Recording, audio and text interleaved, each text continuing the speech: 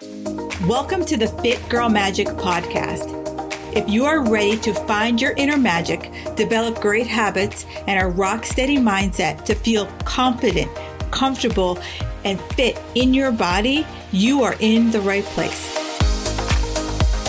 I am Kim Barnes Jefferson, and I'll be giving you weekly doses of health, fitness, and life tips sprinkled with humor and real talk. If you're ready to be consistent without the stress of perfection, magic makers, it's time to slip into your favorite pair of PJs, grab some coffee, kick back, and listen to today's show.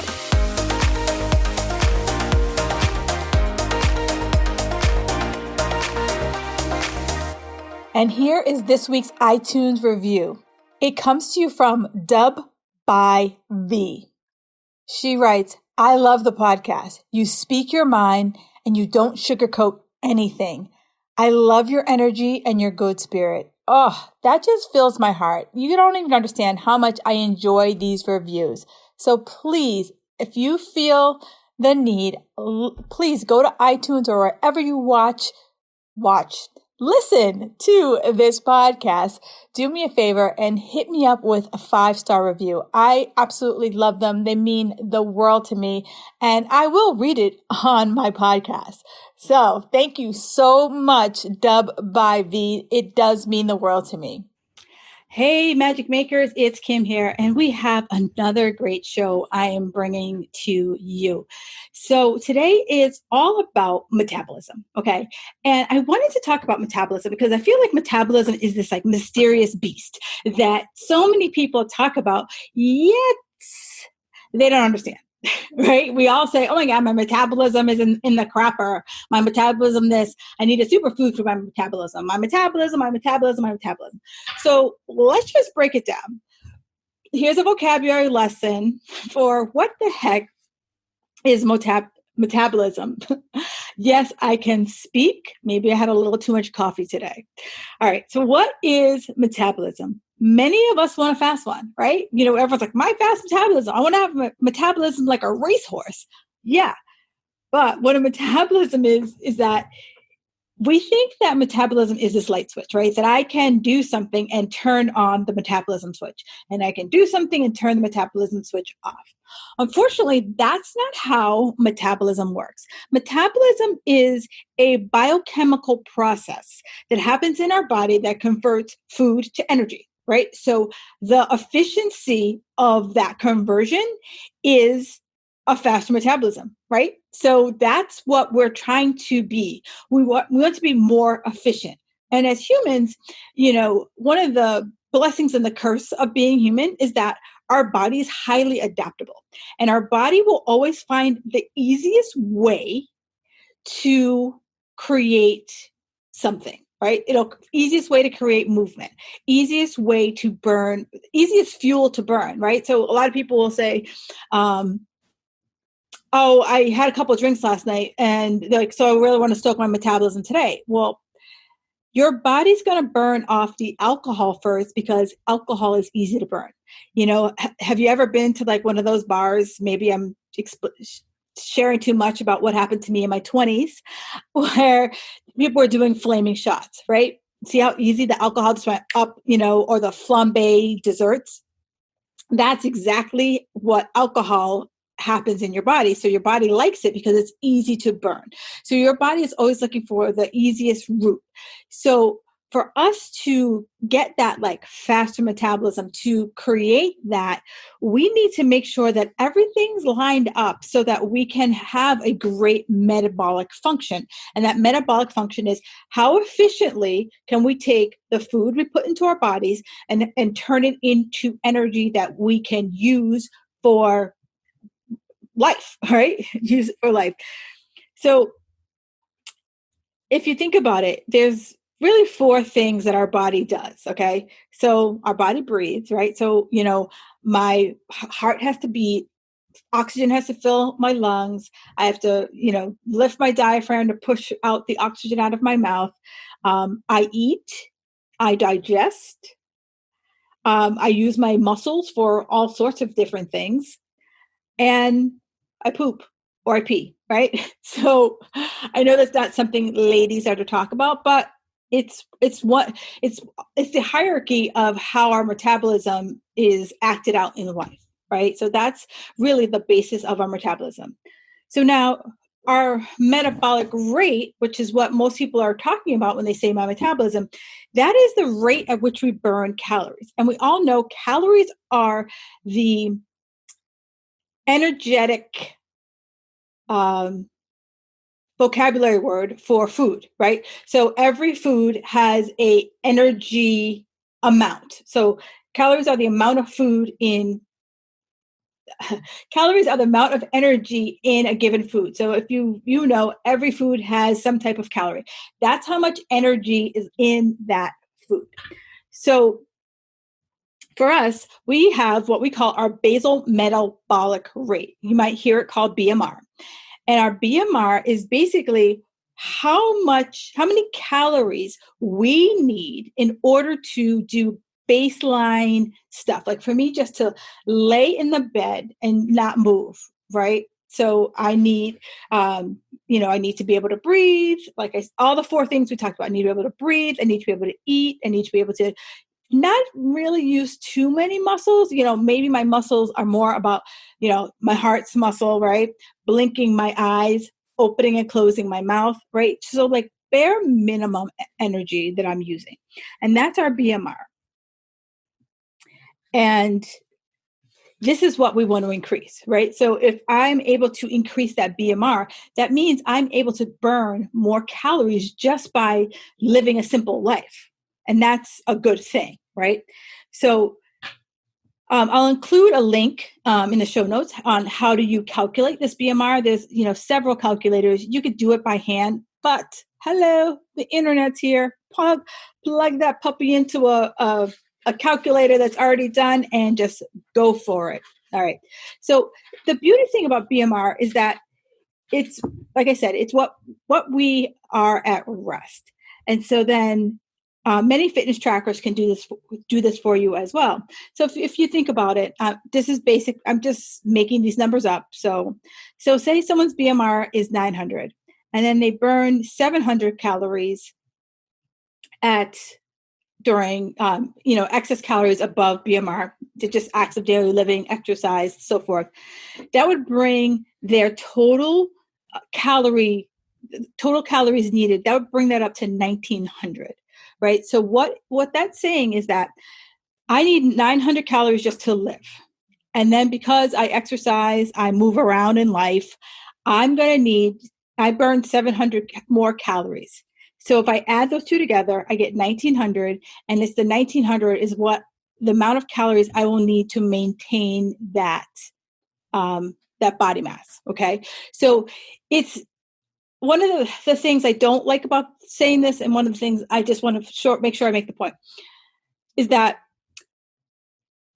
it's not calories in, calories out, right? And I'm going to get to why it's not calories in, calories out. But I know a lot of people will, do their calorie count and they'll say, 1900. So I've heard that in order to lose weight, I have to drop 500 calories a day so that I can lose the weight. Now, my challenge is that sometimes just because a machine that you've gotten on says, or one of those fitness trackers says you burnt a certain amount of calories, they err on the upper side. Like, they round up. And, they could be off as much as I've heard up to 20%, right? So I want people, instead of saying like, if I burn this amount of calories, I can eat this amount of calories. Let's break up with that. If anything, I want you to be able to, when I work with clients, I say, they're like, how do you calculate your calories? And I say, put your goal weight times anywhere from 10 to 12.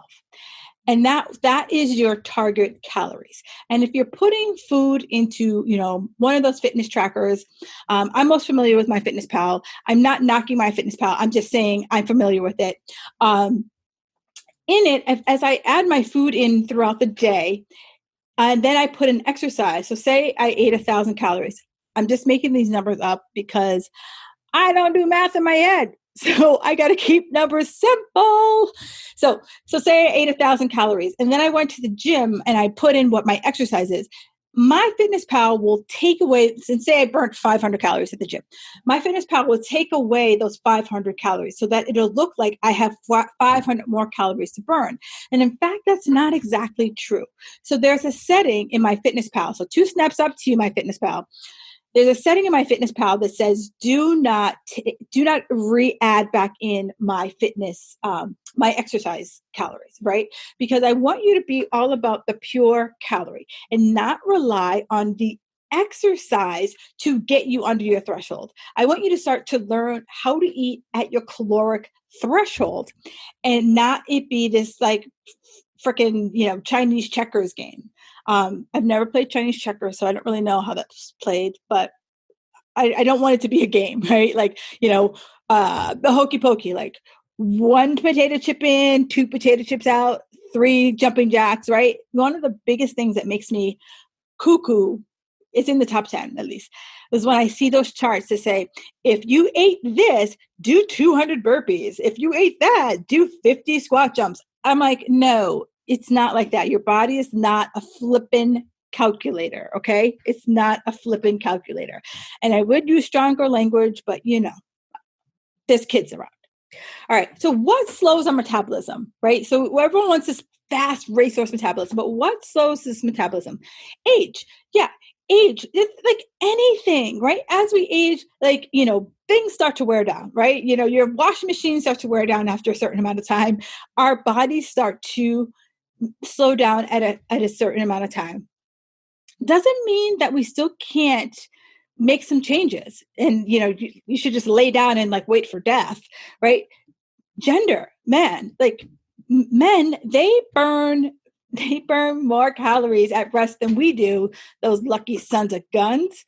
Caffeine, right? Caffeine can elevate you, a little bit. It's not this like huge boost, but it gives you a little boost. Hormones, right? We've all seen it. Our hormones can like just tank us big time, right? But in the opposite, some people, they're able to have great hormonal bounce backs, and once everything gets nice and balanced. Pregnancy, right? For those of you who have ever been pregnant, if you've been pregnant in the wintertime, you are hot all the gosh darn time. And you're like, not 9 times out of 10, you're not wearing a coat because you're so hot, because you're cooking a baby, right? You're cooking a baby in there. Food. If you don't eat enough, this is one of the biggest things I see a lot with women, is that you'll start to decrease your food and up your exercise. And your and you're like, why isn't anything changing? It's this. Your metabolism's like, whoa, I don't have enough to keep me going. So I'm going to start to shut off body systems, right? Because I told you in the beginning, your body's all about how can I be efficient, right? So if you're not feeding it enough calories, it's saying, okay, our bodies, even though we've evolved, there's like a little like piece of our brain that remembers when, winter came and we were cave people and food was scarce. So it's like, okay, let's start to shut down some things so that when food becomes available, we'll be able to turn back on those systems, right? Think of it as in your house, right? Do you keep all the lights on in your house, or only the rooms that you're in, right? You focus on the rooms that you're in. So our bodies are really focused on, I'm going to make sure that your heart pumps. I'm going to make sure that you're breathing. I'm going to make sure that your brain is working, right? You blink your eyes, the bare minimum is what it's going to try to give you. Our overall body composition, right? The key here is one of the biggest metabolic movers is muscle. And, if you've met me for all of 5 minutes, I'm going to tell you 2 things. Lift like it's your job. Eat your protein, right? Lift like it's your job, eat your protein. And I'm probably going to tell you to sleep. So the big thing here is that the more muscle I have in my body, the higher my BMR, right? That is like the tried and true, you could take that to the bank, is that the more lean muscle you have on your body, the higher your basal metabolic rate, okay? The other thing is activities, right? Acts of daily living. And, so many people kind of poo-poo it. Like, as a human, we were made to be active, right? If you think about, it wasn't until the 20th century that we sat, right? For the most part, we were farmers or factory workers, right? So, or, we didn't have an automobile. So, there was public transportation, or we walked a lot of places, right? And so those acts of daily living, that can increase your metabolic burn by 10 to 30%. Yeah, you heard that. 10 to 30%. That's absolutely crazy. So that's, and other health issues, other underlying health issues slow down your metabolism, as well as your stress level and sleep. So those are, so as I said, it's not a light switch, because I'm reading off that list, if any of you are like, going along, you're like, oh damn, I don't sleep, or like, ooh, my body composition can be a little better, or I don't really move that much, right? There are certain those things kind of start to like, add up. So how do you boost it? How do you turn around your metabolism? Because it's totally possible to do that. So I mentioned strength training, right? So one of the biggest reasons why I love strength training, one, I just love it. It's my go-to, right? You have those people who are like cardio bunnies, or they're total like, strength people. I just love the feel of being strong. The other thing I like about strength, so there's two reasons why I like strength training. One is that when I lift a heavy enough weight, and so that heavy enough weight it is a weight that, say I'm doing 3 sets, 10 reps, right? So that in the first set, when I get to like, say, 7, 8, 9, 10, those last few reps feel challenging but doable. Right. I'm, I have good form. I'm not doing any, weird herky jerky moves to get up those last few reps. Right. That's when you've known you've picked a good weight. And, roughly, clients will ask me like, oh, how often should I change my weight? Roughly, I want to say every like 6 to 8 weeks, you should be able to see, feel that like, what, making this number up. I've been doing 10s for bicep curls, and they feel pretty easy. I'm flying through my reps. Then I'm like, okay, step it up to the next one, be it a 12 or a 15, whatever, your gym or you have, step it up. Right. Or, there's other techniques we can use, but at the first place, I'm going to be like, let's add more weight and add more weight. Right. So then the other thing I like about strength training is that for us ladies, we are prone to osteoporosis. And with strength training, the muscle attaches to your bone. And at the attachment point, when I'm strength training and I'm getting stronger, it's pulling harder on the bone. So the harder it pulls on the bone makes my bone stronger. What? Yes, yes, yes, yes. All right. So strength train, strength train, strength train. And absolutely give it a shot. If you, take a class or hire a personal trainer, in my Fit Girl Magic Society, I give a workout every single month for those lovelies. And it's strength training is your BFF. Movement, right? So I talked about it. It's, in the exercise world, we call it NEAT, non-exercise activity thermogenesis, right? Fancy word for movement. And so here's a statistic that I thought was awesome, right? So if, most people have a scheduled workout is roughly about an hour. That's 4% of your day, okay? NEAT is 63% of your day. So that's fidgeting. That's, pacing when you're on the phone. That's going up and down stairs. That's getting off your desk and going to the furthest bathroom. That's doing laps around your house. During Corona times, I challenged my clients to keep up their 10,000 steps. And, it seemed crazy, but it's those things, the little things add up over time. Okay. The other way to boost your metabolism, calorie control, right?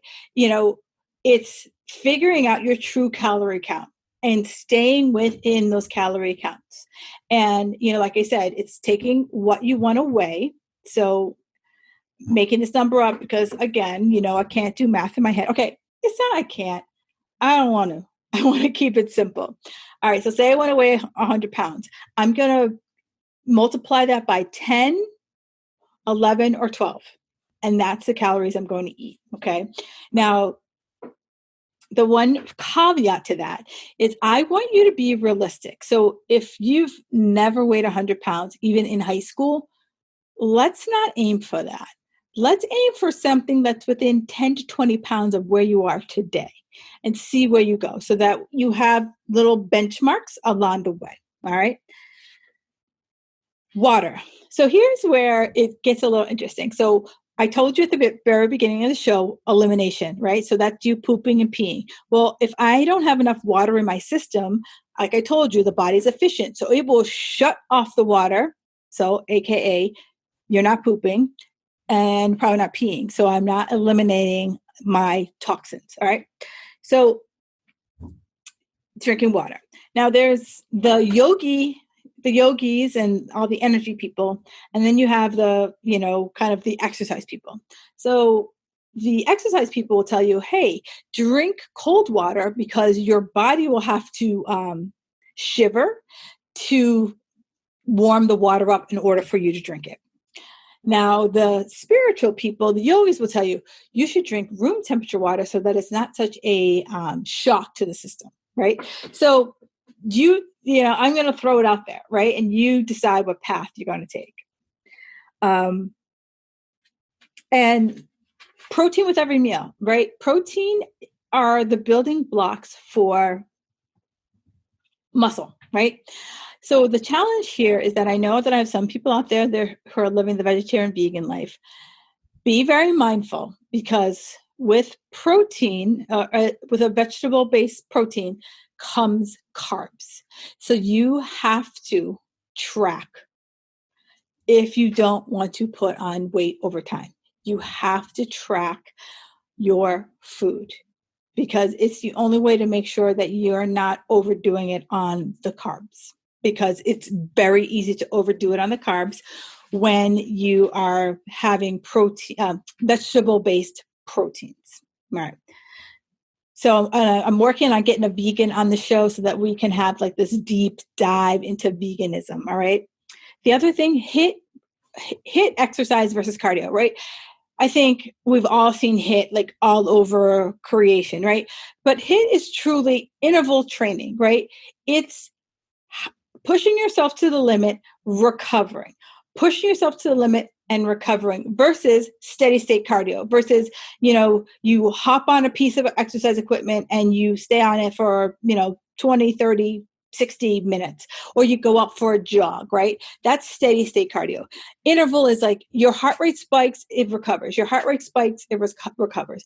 And so what they found is that makes your body more, your metabolism responds to that because you're tricking your body. Your body's like, wait, we're running. Oh no, we're walking. Wait, we're running. We're walking. And so it helps to keep your body guessing like what the heck is going on.